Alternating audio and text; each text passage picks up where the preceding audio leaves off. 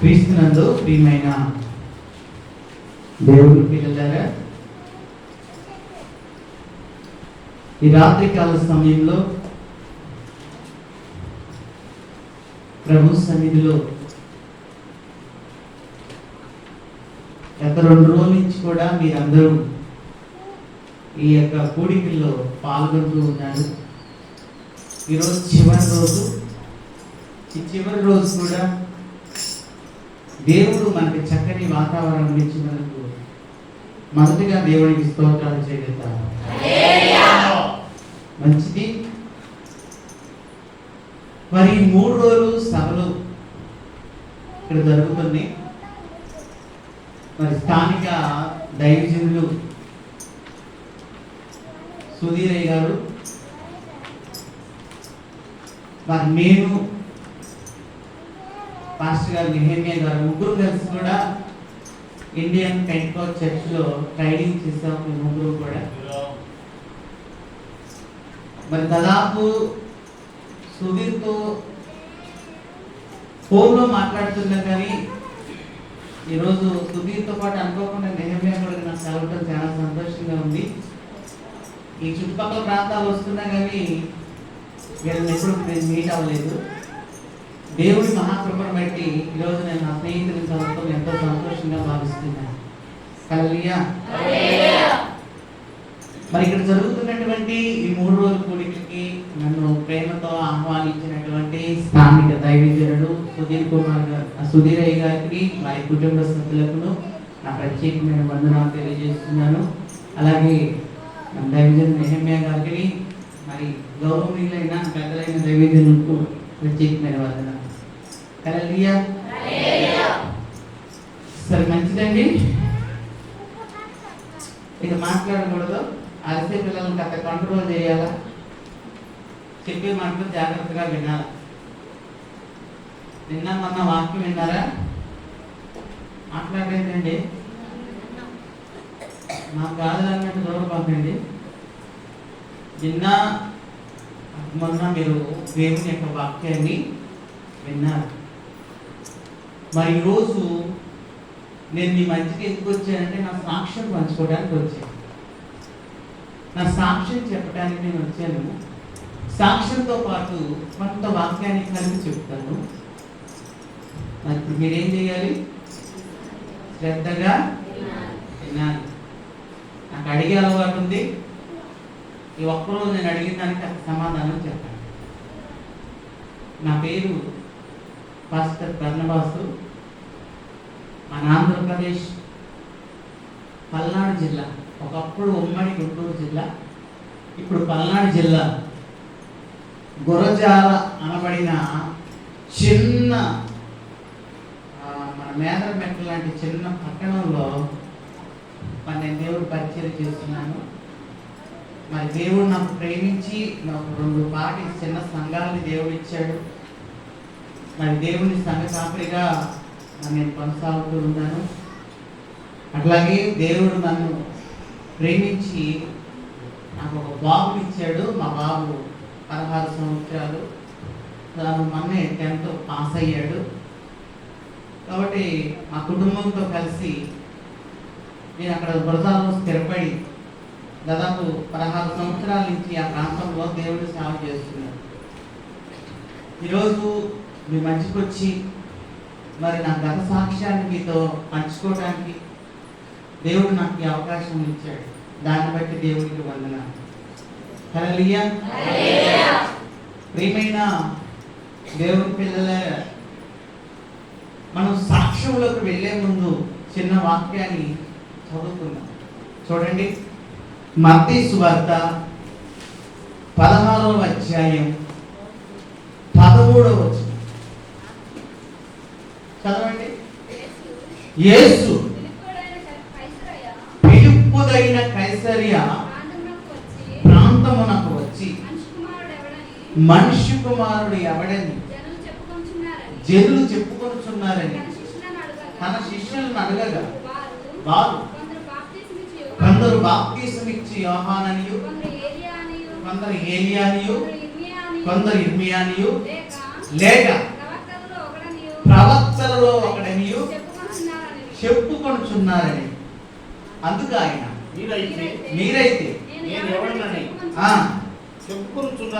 చెప్పుకొనుచున్నారని వారిని అడిగాను. అందుకు సీమోను పేతురు నీవు సజీవుడవగు దేవుని కుమారుడు అయిన క్రీస్తు అని చెప్పాను. చాలు, తలలో ఉంచండి, ప్రార్థన చేసుకుందాం. పరిశుద్ధుడైన తండ్రి, ప్రేమ కలిగిన దేవాని నామానికి స్తోత్రములయ్యా. అయ్యా, ఇదిగో ఈ దినాన నీ బిడ్డలతో కలిసి నేను మాట్లాడటానికి మీరు నాకు ఇచ్చిన అవకాశాన్ని బట్టి వందనాలు అయ్యా. నా వెనక అనుభవంలోను వయస్సులోను అభిషిక్తులైన దైవజనులు ఉన్నారయ్యా. పనికి మాలిన వాడినే కానీ ఈ స్థలంలో నిలబెట్టినందుకు నీకు వందనాలు. ఈ ఘనత నీది, ఈ మహిమ నీది, ఈ ప్రభావం నీది నాయన. నా ఎదుట ఉన్నవాడు నాయన, నువ్వు స్వరక్తమిచ్చి సంపాదించిన నీ స్వాస్థ్యం, నీ స్వాస్థ్యంతో నేను మాట్లాడుతున్నానంటే నేను ఎంత ధన్యుడినయ్యా. ఇట్టి ధన్యతను నాకు ఇచ్చినందుకు నీకు వందనాలు. నీ పక్షాన నేను మాట్లాడుతుండగా నన్ను మరుగుపరిచి నీ మహిమను నీ ప్రజలెత్తి కనపరచమని మా ప్రభువు లోకరక్షకుడైన యేసుక్రీస్తు శ్రేష్టమైన నామములో ప్రార్థించి పొంది ఉన్నాం తండ్రి. హల్లెలూయా. మనం చదివినటువంటి ఈ లేఖనంలో సందర్భాన్ని మనం ఇప్పుడు చదువుతున్నాం. ఏమిటి ఆ సందర్భం అంటే, ఈ సందర్భం చాలా విచిత్రంగా ఉంటుంది. నాకు చూస్తానికి బాగానే ఉంది కానీ బాగా ఆలోచన చేస్తే ఆలోచించదగ్గ విషయం ఈ వాక్యంలో ఉంది. ఏంటయ్యా అంటే, ఈ ప్రపంచంలో ఎన్నో ప్రశ్నలు ఉన్నాయి. ఎన్నో ప్రశ్నలకి సమాధానం దొరకని పరిస్థితులు కూడా ఉన్నాయి ఈ ప్రపంచం. కానీ ప్రపంచానికే ప్రశ్నలన్నిటికీ సమాధానం చెప్పగలిగినటువంటిది ఏంటంటే బైబిల్. బైబిల్ నుంచి మనకి దొరకనటువంటిది ఏమీ లేదు. దేవుడు ఏదడిగినా సమాధానం చెప్పగలిగిన వాడు, ఎందుకంటే ఆయన అనంత జ్ఞాని. దేవుడు జ్ఞానం ఎంత, మన జ్ఞానం ఎంత. కాబట్టి దేనికైనా సరే ఆయన సమాధానం ఇవ్వగలడు, సమాధానం చెప్పగలడు. ప్రియమైన దేవుని బిడ్డలారా, వాక్యం చెప్తుంది ఆయనకి మరుగైనది ఏదీ లేదంట. అంత జ్ఞాని మన ప్రభు అయినా. మరి ఎంత గొప్ప జ్ఞాని కదా. మరి ఇప్పుడు ఆయనకి ఒక ప్రశ్న వచ్చింది. ప్రశ్నలకే ప్రశ్న సమాధానమైన ప్రభుకి ఒక ప్రశ్న ఇక్కడ ప్రస్తావన లేపుతున్నాడు. ఏమంటున్నాడంటే, నన్ను గురించి ప్రజలు ఏమనుకుంటున్నారని అడిగాడు. అంటే ఆయన తెలీదా? తెలుసు. మరి ఎందుకు అడుగుతున్నాడు? ఈరోజు నువ్వు నేను తెలుసుకోవడానికి ఆయన అడుగుతున్నాడు ఆ ప్రశ్న. హల్లెలూయా. అప్పుడు ఆ ఇశ్రాయేలు దేశంలో అనగా యేసుక్రీస్తు కొన్ని వేల సంవత్సరాలు ప్రవచనాల రీతిగా, ప్రవక్తలు ప్రవచించిన రీతిగా, వాగ్దానాల రీతిగా పుట్టి పెరిగి నివసించినటువంటి ఆ దేశంలోనే ఆయన గురించి ఏమనుకుంటున్నారంటే, కొందరు ఇర్మియానియు, కొందరు బాప్తిస్మము ఏలియానియు, కొంతమంది ప్రవక్తల్లో ఒకటి లేచి అని చెప్పుకుంటున్నారు. సరే మీరేమనుకుంటున్నారు అన్నాడు. పేతురు అంటాడు, నువ్వు సజీవుడు వరకు దేవుని కుమారుడు అయినా క్రీస్తు అని చెప్పాడు. అంటే ఇప్పుడు దీన్ని బట్టి మనం ఏం అర్థం చేసుకోవాలంటే, యేసుక్రీస్తు తాను పుట్టినటువంటి దేశంలోనే ఆయన్ని సరిగ్గా అర్థం చేసుకున్న వాళ్ళు లేరు. ఉన్నారా? లేరు. ఈ జరిగి 2024 సంవత్సరాలు అయినప్పటికీ ఎప్పటికి కూడా ఆయన్ని అర్థం చేసుకునే వాళ్ళు సరిగ్గా లేరు. సరే, ఇశ్రాయేలు దేశం గురించి కాదు, మన దేశానికి వద్దాం. స్తోత్రం.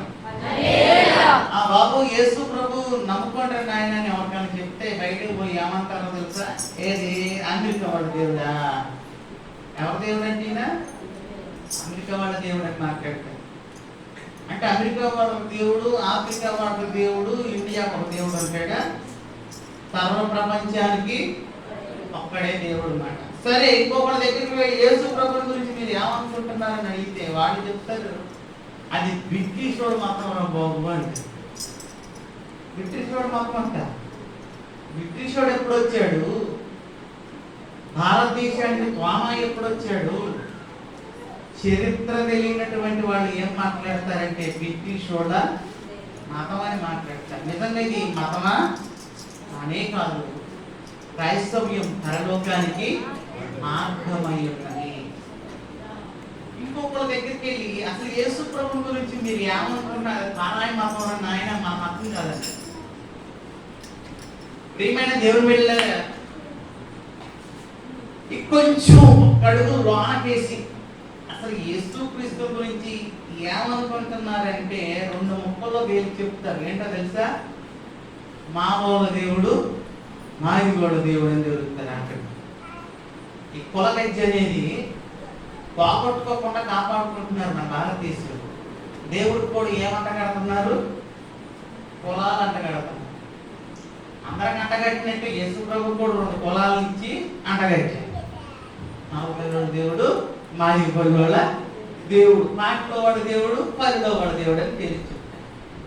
అంటే దీన్ని బట్టి మనకు ఏమర్థం అవుతుందంటే యేసు క్రీస్తుని గురించి భారతదేశంలో ఎప్పటికీ మన రాష్ట్రాల్లో, మన తెలుగు 2 రాష్ట్రాల్లో కూడా సరైన అవగాహన ఆ రోజు ఇస్రాయేల్కే లేదనుకుంటే ఇవాళ మనకు కూడా లేదు.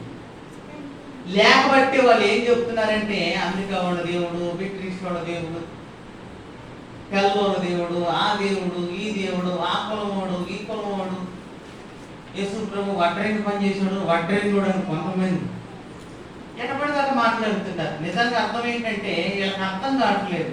ప్రపంచానికి అర్థం కానిటువంటి ఒక వ్యక్తి ప్రభువైన యేసు. హల్లెలూయా.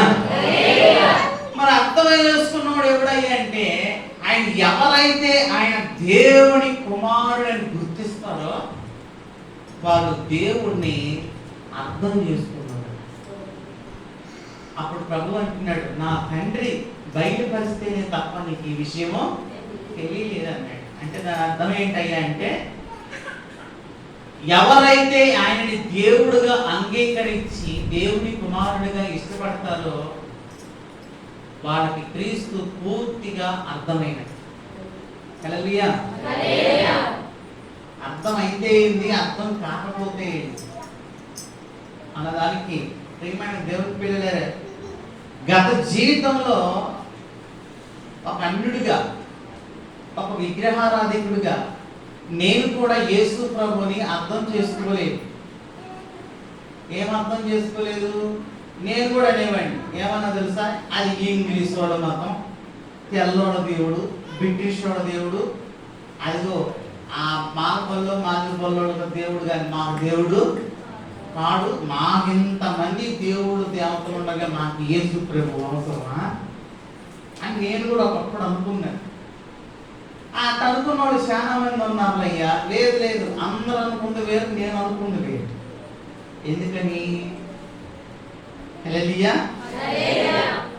నేను మామూలు మనిషిని కాదు, మాంత్రిక విద్యలు చేసిన మాంత్రికుడిని, భూత వైద్య విద్యలు చేసిన భూత వైద్యుడు, క్షుద్ర పూజలలో అపారమైనటువంటి అనుభవం గడించినటువంటి క్షుద్ర మాంత్రికుడిని. నాకు సమస్తమైనటువంటి దేవతలు దేవుళ్ళు తెలుసు, మనుషులు తెలిసినట్టే నాకు దేవతలు తెలుసు, దేవుళ్ళు తెలుసు. కానీ నాకు అర్థం కాని వ్యక్తి ఎవరంటే ప్రభు అయినా. అందుకే నేను అనేవాడిని, ఆ దేవుడు అలాంటివాడు ఇలాంటివాడు, పంచిమాల మతం, బ్రిటిషోడు మతం, బైబిల్ మనకు సంబంధం లేదని నేను ఎంతో తిక్కునేవాడిని. అసలు ఆ మతమే మన దేశంలో ఉండకుండా చేయాలా, అసలు ఈ మతస్థులు ఉండకూడదు అన్న ఆలోచనతో ఉండేవాడిని. అలా ఉండేటువంటి నేను యేసు ప్రభు మీద ఎక్కడ లేనంత ఖర్చు పెంచుకున్నాను. ఎంత ఖర్చు పెంచుకున్నానో తెలుసా? నా మాంత్రిక విద్యల చేత యేసు ప్రభువుని కట్టిపడేయాలంత కట్టి పెంచుకున్నాను. ఎవడన్నా అయితే ఆయన కట్టేయటం పాటలో చూడాలనుకుంటారా తీసుకొచ్చి మోక కట్టి. ఎవరైనా సర్వోన్నతుడైన దేవుడైన నా మాంత్రిక విద్యల చేత యేసు ప్రభుకి అలాంటిది చేయాలని ప్రయత్నం చేశాను కూడా. ఖచ్చితంగా బైబిల్ దానిలో పెట్టాను. బైబిల్ దానిలో పెడితే దరిద్రం బాధ చేశాను. కానీ ఒక పుస్తకం బైబిల్ దానిలో పెట్టినంత మాత్రాన దేవుడికి వచ్చిన నష్టం ఏమి లేదు. హల్లెలూయా. ఇదిగో ఆయన అంటున్నాడు, నాకు వేరుగా ఉండి మీరు నన్ను ఏమి చేయలేరని. ఏం చేస్తారండి? అలా ప్రవర్తించిన నేను ఎంతగైతే యేసుక్రీస్తుని దూషించానో ఈరోజు అంతగా ఆయన గురించి ప్రకటన చేస్తున్నాను. ఏమైంది మాంత్రికుడికి? ప్రియమైన దేవుడు బిడ్డలారా, మొన్న ఆదివారం మధ్యాహ్నం బయలుదేరా. నేను ఇంతవరకు ఇంటికి పోలేదు. పోయిన వారం అసలు ఇంట్లోనే లేదు. ఇంకా ఈ సంవత్సరం చాలా తక్కువ నాకు మీటింగ్స్. ఖాళీ ఉండట్లేదు. 2 రాష్ట్రాలే కాదు, భారతదేశంలో చాలా రాష్ట్రాలకి దేవుడు వెళ్ళటానికి నాకు అవకాశాలు ఇస్తున్నాడు. నేను వెళ్తున్నాను. నాకు కలిగిన సాక్ష్యం నేను చెప్తున్నాను. నేను ప్రకటించే సారాంశం ఏంటంటే, యేసుక్రీస్తు నిజమైన దేవుడు. ఆయనే సర్వ సృష్టికి ఆధారభూతుడు. హల్లెలూయా. నా పేరు మా నెహెమ్యా బాగా గుర్తు పెట్టుకున్నాడు. నా పేరు వీరభద్రయ్య. అయితే నన్ను సింపుల్గా భద్రయ్య అని పిలిచేవాడు. మా సొంత ఊరు తెనాలి పట్టణం. ఆ మాటలు అర్థమవుతున్నాయా? అర్థమైతే పర్లేదు, నాకు వచ్చిన తెలియలేదు. నా పేరు భద్రయ్య, మా నాన్న పేరు కోటయ్య, మా అమ్మ పేరు అంజమ్మ. మేము 4 మగ పిల్లలు, నేను 2వ వాడిని. తెనాలి పట్టణంలో చెంచుపేట అన్న ఒక ప్రాంతం ఉంది. ఈ ప్రాంతంలో మేము నివసించేవాళ్ళం. ఎక్కడ సంగతులు అంటే 40 సంవత్సరాల క్రితం మొత్తం చెప్తున్నాను. ఇప్పుడు సంగతి కాదు ఇది. 40 సంవత్సరాల క్రితం జరిగిన సంఘటనలు చెప్తున్నాను. మేము కులరీత్యా యానాదులు, మమ్మల్ని ఎస్టీ యానాదులు అయిపోయారు. కాబట్టి మా కులంలో ఆ దినాల్లో చాలా మూఢమైనటువంటి సంప్రదాయాలు, అలవాట్లు, పద్ధతులు మాకు ఆచారంగా వస్తుంది. మా కులం అంతటి మాకు పక్కన పెట్టిన మా కుటుంబం ఒక ప్రత్యేకమైన కుటుంబం. దేనికంటే మా తాతగారు ఉండేవాడు. ఆయన పేరు గోపాలం అంటారు. మాంత్రిక విద్యలో, క్షుద్ర విద్యలలో, భూత వైద్యములో పేరు మోసినటువంటి మాంత్రికుడు మా తాతగారు. మాంత్రిక విద్యలు చేసేవాడు ఆయన. మాంత్రిక విద్యలను అనుసరించేవాడు. హల్లెలూయా. కాబట్టి ఆ పరిసర ప్రాంతాల్లోనే పేరు మోసాడు మా తాతగారు మాంత్రిక విద్యల్లో. ప్రియమైన దేవుడు, అంటే మాంత్రిక విద్యలు అంటే ఏం చేస్తారు? హల్లెలూయా. నేనే చెప్తాను ఆయనండి. మేము చేసే పనులు 4 పనులు. మొట్టమొదటి పని ఏంటంటే దెయ్యాలను పోగొట్టడం. దెయ్యాలను పోగొట్టడం అంటే మా చుట్టుపక్కల ఎవరికి ఎక్కడ దెయ్యం పట్టిందని అనుమానం వస్తే ఇమీడియట్గా తీసుకొచ్చి మా ఇంటి దగ్గర పెట్టేసి. దేనికి ప్రతి దెయ్యానికి పుట్టిల్లు మా ఇల్లే. ఎక్కడెక్కడ దెయ్యాలు అంతా మా చుట్టాలు వచ్చినట్టు వచ్చేవాడు. ఎమర్జెన్సీ హాస్పిటల్కి తెచ్చినట్టు ఏ టైంలో పెట్టినా తీసుకొచ్చాడు. మా నాన్నగారు దెయ్యాలు ఎలా పడటంలో మంచి అనుభవం కలవాడు అనమాట. ఆయన సర్వీస్లో కొన్ని వేల దెయ్యాలు బాగొట్టాడు ఆయన. ఆ తర్వాత నేను కూడా అదే పని చేస్తాను. దెయ్యాలని కనుక్కోవాలన్నా, దెయ్యాల గురించి తెలుసుకోవాలన్నా, అది ఇంట్లో ఉన్న, వీధిలో ఉన్న, చోట్లో ఉన్న కనుక్కోగలిగే శక్తి మా నాన్నగారికి ఉంది. కాబట్టి చాలా మంది దెయ్యాలు పట్టుకొచ్చేవాడు. ఎన్ని దెయ్యాలు వచ్చినా అన్ని దెయ్యాలు కూడా ఒక్క రోడ మిస్ కాకుండా నేను బాగుంటాడు. ఏం బాగుంటేవాడు? మరి ఇంకో చిత్రం ఏంటంటే, ఎన్ని దెయ్యాల్లో బాగొట్టుకున్నావు, ఒకనొక్క దాన్ని కూడా బాగొట్టలేదు. డబ్బులు ఇచ్చేదే దెయ్యం వెళ్ళేది. ఏసు రక్తమే. ఇప్పుడు నాకు ఒకటి గుర్తుకొస్తుంది. అదేంటో తెలుసా? ఆ రోజుల్లో దెయ్యాన్ని చూడగానే ఎన్ని డబ్బులు ఇస్తారని అడిగి తీసుకునేవాళ్ళం. ఈరోజు భూత వైద్యులే కాదు, దెయ్యాలను నెలకొట్టే అధికారం సేవకులు కూడా దేవుడు ఇచ్చాడలేదు. మీ ఇంట్లో ఉన్న దెయ్యమైనా, మీ ఒంట్లో ఉన్న దెయ్యమైనా, మీ పరిసరాల్లో ఉన్నటువంటి ఏ చీకటైనా సరే దైవజనుడు ప్రార్థించినప్పుడు చీకటి మిమ్మల్ని వదిలి వెళ్తుందా లేదా? యేసు నామములో దైవజనుడు ప్రార్థన చేసినప్పుడు అది పెట్టిపోతుంది. బోధమైతే బాగొట్టేది, హాస్టల్లో కూడా బాగుపడతారు. అది కూడా నేనే చెప్తున్నది. మరి అక్కడికి ఇక్కడ ఉన్న తేడా ఏంటి? మరి అంతా ఒకటేనా? లేదు లేదు లేదు, తేడా ఉంది. ఏంటి ఆ తేడా? బోధ వైద్యం చేసినప్పుడు ఏ దెయ్యాన్ని పోగొట్టాలన్నా వాళ్ళు ఎంత అడిగితే అంత కష్టం ఎత్తరండి. అవునా కదా? మరి మీ పాస్టర్ గారు ఎప్పుడన్నా అలాంటి పని చేసినప్పుడు ఆయన నువ్వు ఎంత పెట్టావు, ఎంత ఇచ్చావు అడిగాడా? అడగలేదు. ఆయన అడగలేదు. ఆయన మొహమాట పెట్టావు, నువ్వు ఎంత ఇచ్చావు. హల్లెలూయా. నేనేమంటానంటే అసలు దెయ్యం మంచిదే, అసలు దెయ్యం ఎవరి దెయ్యం? గుడిలో ఉన్న దెయ్యం. ఏ దెయ్యం? ఈ దెయ్యం కనికిరంతో దెయ్యం. ఇదే పెద్ద దెయ్యం. ఆ దెయ్యం ఎవరయ్య అంటే కృతజ్ఞత లేని విశ్వాసం అంటారు. హల్లెలూయా. అరే కాయంతో 300 అయితే తక్కువని తెచ్చుకుంటావు, నీ మొహానికి ఎప్పుడు 30 రూపాయలు కాన్ చేసావా? అయ్యో ఏదో మొదలు పెట్టి మళ్ళీ తిడుతున్నాడు తండ్రి. నేను మిమ్మల్ని తిడతలేదండి, అలా ఉన్నవాళ్ళు అంటున్నాను, అందరిని అంటలేదు. హల్లెలూయా. కాబట్టి దెయ్యాలని డబ్బులు ఇచ్చి పోగొట్టేవాడు. రెండోది ఏంటంటే తాయింపులు కట్టేవాడు. తాయింపులు అంటే బహుశా మీరంతా క్రిస్టియన్స్ లా ఉన్నారు పట్టుకుని నుంచి మీకు తెలియకపోవచ్చు. అందుకని నేను నమ్మను. ఎందుకో తెలుసా? నా దగ్గరికి తాయింపులు కట్టించుకోవడానికి చాలా మంది క్రైస్తవులు వచ్చింది. బోర్డు మంది మా వాళ్ళు మంది బోర్డు మా ఇంటి చుట్టి మళ్ళీ ఎలా తెలుసా? ఆ మాస్టర్ గారు అది అలా అవ్వకూడదు, తెలిసేమో అక్కలో పెట్టి మళ్ళీ రెండోది ఏంటి? మా పిల్లలు పంపిస్తామయ్యా, డబ్బులు ఇచ్చి పంపించేయండి. నేను కొన్ని వేల మందికి కట్టాను తాయింపులు. ఎవరో తెలిసే వీళ్ళంతా దేవుని వారసులం ఆడ ఎంత కమ్మగా పడుతున్నారు.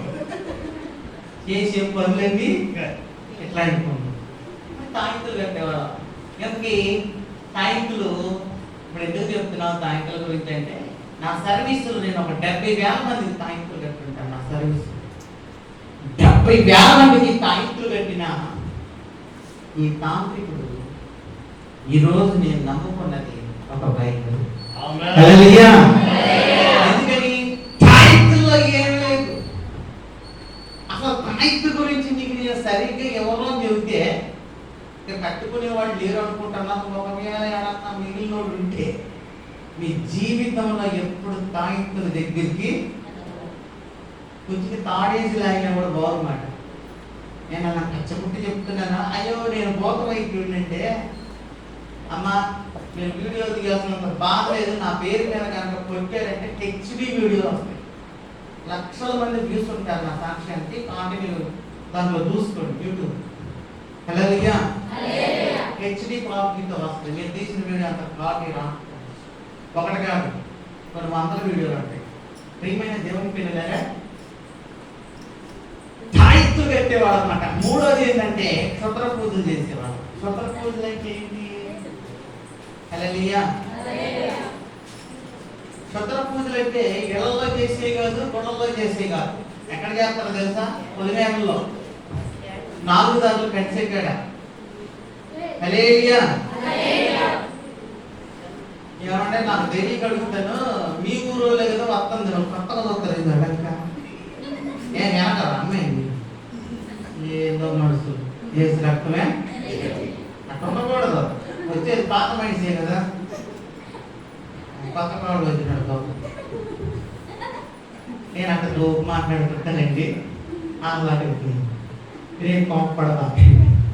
హల్లెలూయా. ప్రియమైన దేవుని పిల్లలారా,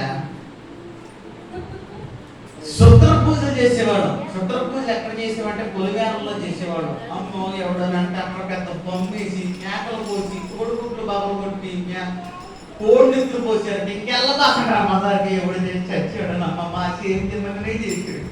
నేను ఇప్పుడు ఎట్టెళ్ళా ఇంకెళ్తానా చచ్చిన వారు దానికి కొన్నాళ్ళు పడి ఎవడ చేసేది ఆ పూజ చేసేది మేమే. నాలుగోది ఏంటంటే మా తాతగానికి ఎవరన్నా మరిన్ని డబ్బులు ఇచ్చి శాత పళ్ళు కూడా చేసేది. ఇట్లాంటి కుటుంబంలో పుట్టానండి నేను. ఇలాంటి కుటుంబంలో పుట్టి నాకు 13 సంవత్సరాలు వచ్చాయి. మా తాతకి 60 సంవత్సరాలు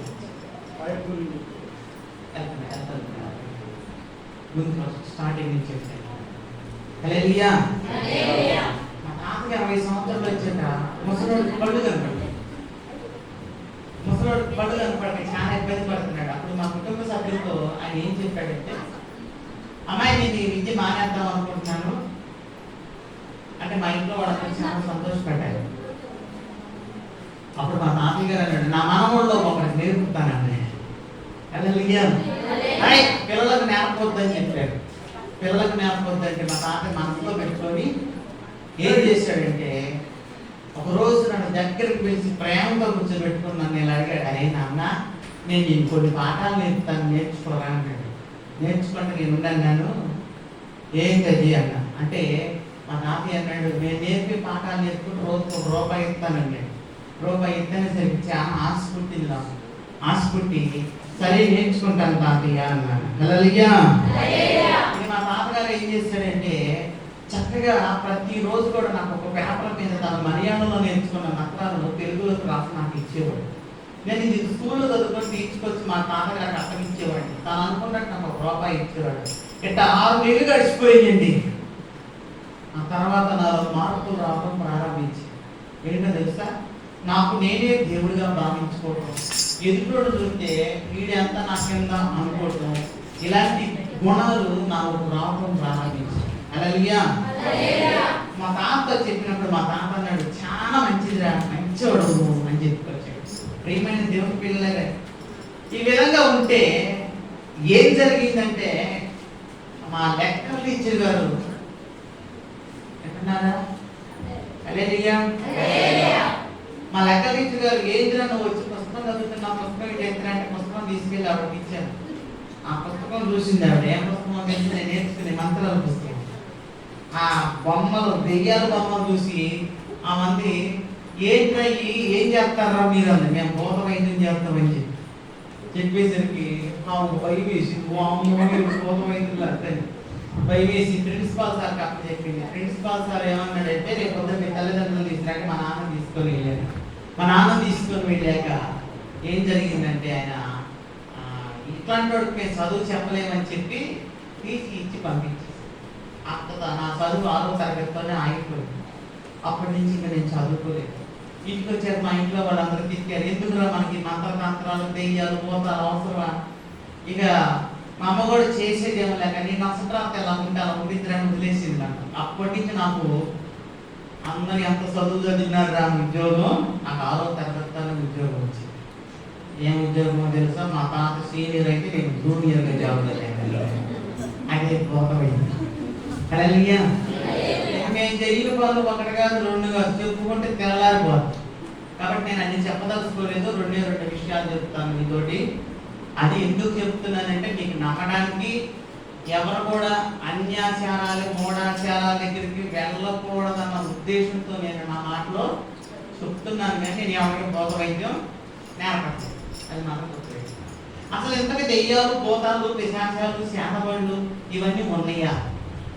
10 మంది ఉన్నాయి అంటారు, 10 మంది లేవు అంటారు. హల్లెలూయా. మరి ఎంతకు ఉన్నాయా లేవు అంటే బైబిలే చెప్తే మనం అది నమ్ముదాం. ఒకసారి ద్వితీయోపదేశకాండం తెలియండి. బైబిల్లో నుంచి ద్వితీయోపదేశకాండం 18వ అధ్యాయం 9 నుంచి 14 వచ్చిన. ద్వితీయోపదేశకాండము 18వ అధ్యాయం 9 నుంచి 14 వచ్చిన. మీ దేవుడైన యెహోవా నీకిచ్చుచున్న దేశమున నువ్వు ప్రవేశించిన తరువాత ఆ జనముల హేయ కృత్యములను నువ్వు చేయనేర్చుకొనకూడదు.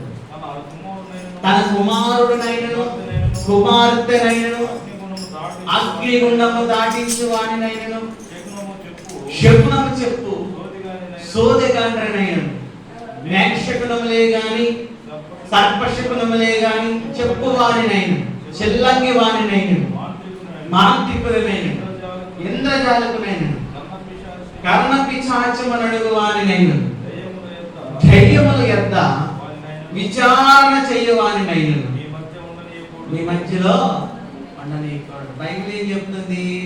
ఇవన్నీ ఉన్నాయని బైబిల్ చెప్తుంది. అవన్నీ లేవులే అన్నావు అనుకో, నీ మాట నిజమా బైబిల్ మాట నిజమా? బైబిల్ మాటే నిజం మాట. కాబట్టి యేసు ప్రభు కూడా ఎంతో మందికి దెయ్యాల్ని వెళ్ళగొట్టాడు. ఆ తర్వాత ఆయన శిష్యులు వెళ్ళగొట్టారు. పౌలు అంటాడు, మనం పోరాడున్నది శరీరాలతోటి కాదు అంటాడు. కాబట్టి ఇవన్నీ ఉన్నాయని చెప్తుంది. మేమేం చేసేవాళ్ళం అంటే, చెప్తున్నాను జాగ్రత్తగా విని, ఆదివారం వచ్చిందంటే మా దగ్గరికి జనం ముట్టలు వచ్చేవాడు. దేనికో తెలుసా? బిడ్డ పోయినా, గుడ్డు పోయినా, ఇంట్లో కలిసి రాకపోయినా, మనసులో ఉన్న ఇంట్లో ఉన్న ఏ సమస్యకైనా సరే మేము పరిష్కారం చెప్తాం. మా దగ్గరికి వచ్చేవాడు. ఒక 2 నెలల నుంచి ఒంట్లో బాగుండట్లేదండి. అప్పుడు మనసుకి చాలా అనుమానాలు వస్తాయి. వాటిలో మొట్టమొదటి అనుమానం ఏంటో తెలుసా? మాకేవాడు శాంతపడి చేసాడు. శాంతపడి అనుమానం ఎంత తొందరగా వస్తుందో తెలుసా? తొందరగా వస్తుంది. అనుమానం అసలు ఉంది, కానీ అసలు కన్నా ఎక్కువ జనాల్లో ఏముందంటే అనుమానమే ఎక్కువ. అనుమానం ఎక్కువ. నేను ఈ రోజు కూడా చూస్తున్నాను, అనుమానం కూడా ఎక్కువ ఉంది. హల్లెలూయా. అన్నాడు మా దగ్గరికి వచ్చేవాడు, అయ్యా మాకేమో కొంచెం ఒంట్లో బాగుండట్లేదే, ఏమైనా జరిగిందా? మేము అనేవాళ్ళం, చూసి చెప్తాం కానీ రాత్రికి రానివాడు. 7 గంటలయ్యా, 12 గంటల పని చెప్తున్నాను. ఆ టైంలో పైకి కదయ్యా, అమయానికి రెండమ్మా అని చెప్పేవాడు. సరేనని తలుపు రాస్తామని చెప్పి కూర్చునేవాడు. పూజకి మరి ఇంట్లో ఉన్నది ఒంట్లో ఉన్నది చెప్పాలంటే ప్రార్థన చేసి చెప్పే రకం కాదుగా మేము. ఇదిగో పూజ పెట్టి చెప్పాలా, పూజ మరి సరుకు కావాలా, ఓపనే వస్తుందా, నా గురించి దర్శనం చెప్పి పాస్టర్ గారు పూజగా చెప్పి అట్లా కుదరదు. ఏం చేసేవాడు అంటే సరుకులు రాసేవాడు. ఏ సరుకులు రాసేవాడు